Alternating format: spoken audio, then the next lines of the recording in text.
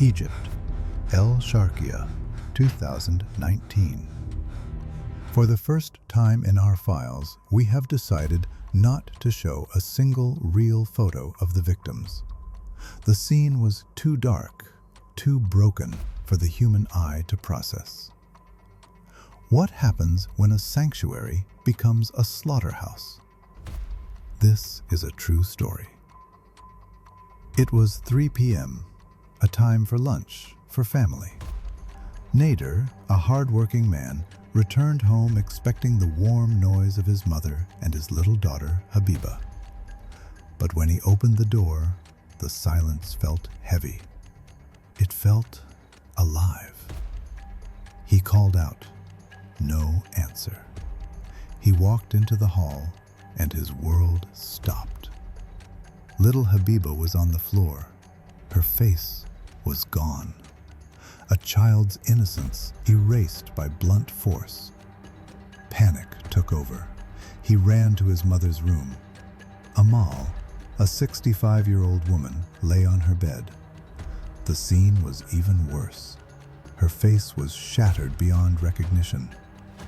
Nader stood there, unable to scream, until the horror finally broke his voice. The neighbors gathered, but even they turned away in shock. Security forces arrived, followed by forensic experts. They needed to understand the chaos. The house was organized. No signs of theft. No forced entry. The killer didn't break in. He was welcomed in. But the bedroom? It was a war zone. Near the child's body, they found a heavy wooden window shutter covered in blood. Near the grandmother's head, a hammer, also covered in blood. 2 victims, 2 different weapons, 1 monster. The forensic report came back within hours, and it brought a shock that confused everyone. First, Amal, the grandmother. Her skull was crushed by the hammer. Second, Habiba, the child. Her head was smashed by the wooden shutter. Traces of wood were found in her wounds. But the third finding was the twist no one saw coming. The report confirmed that Amal, the 65-year-old grandmother, had engaged in a consensual, intimate relationship moments before she was killed. There was no assault. It was voluntary. Who would have a relationship with an elderly woman and then slaughter her and her granddaughter minutes later? The detectives were baffled. Amal was known as a good woman. She lived for her son and granddaughter. No enemies. They turned to the digital eyes, the CCTV cameras.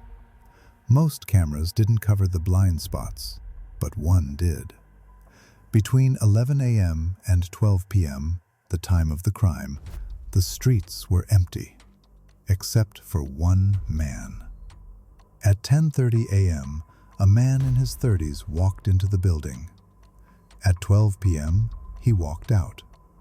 But this time, he looked nervous. He was running from something. Police called Nader. They showed him the footage. Nader's face went pale. He didn't just know the man, he trusted him with his life. "That's Ibrahim," Nader said. "My best friend. Ibrahim, the close friend. The man who visited their home almost every day." Why was he there when Nader was at work? Police brought him in. At first, Ibrahim played the innocent friend. He acted shocked. He cried for Amal and Habiba. But his hands told a different story. Detectives noticed fresh scratches on his hands and on his face. Defensive wounds. They matched his fingerprints to the hammer and the wooden shutter.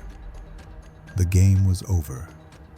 Ibrahim lowered his head, and the dark truth spilled out. Ibrahim wasn't just a friend. He was a predator hiding in plain sight. He confessed that for 6 months he had been in a secret relationship with Amal. his best friend's mother. She was 65. He was 30. On that tragic morning, he went to the house as usual, knowing Nader was away. After their encounter, Amal made a demand. She wanted to legitimize the relationship. She asked for an urfi marriage. She refused to continue in the shadows. Ibrahim refused. He mocked her age. The argument turned violent. Amal, feeling used and discarded, began to scream and throw things at him. Ibrahim, feeling his ego bruised, snapped. He grabbed the hammer and struck her, once, twice, until the screaming stopped. He stood over her body, breathing heavily. But then, he heard a sound. He turned around. Standing in the doorway was little Habiba, the granddaughter. She had seen everything. Ibrahim didn't panic. He calculated. To him, she wasn't a child anymore. She was a witness, a loose end. He dropped the hammer and grabbed the heavy wooden window shutter. He didn't hesitate. He struck the child, silencing her forever. He closed the door and walked away, leaving his best friend to find the ruins of his life. The court showed no mercy. For the betrayal of a friend, for the murder of an elderly woman, and for the brutal silencing of a child, Ibrahim was sentenced to death. He destroyed a family and ended his own life, all because of a twisted relationship he couldn't control. This case leaves us with a chilling question. How well do you really know the people you let into your home? The algorithm tries to bury these dark truths. Don't let it win. If you believe in justice for Habiba, hit the like button. I am the inspector, and this file is closed. Watch the next investigation here. Don't look away.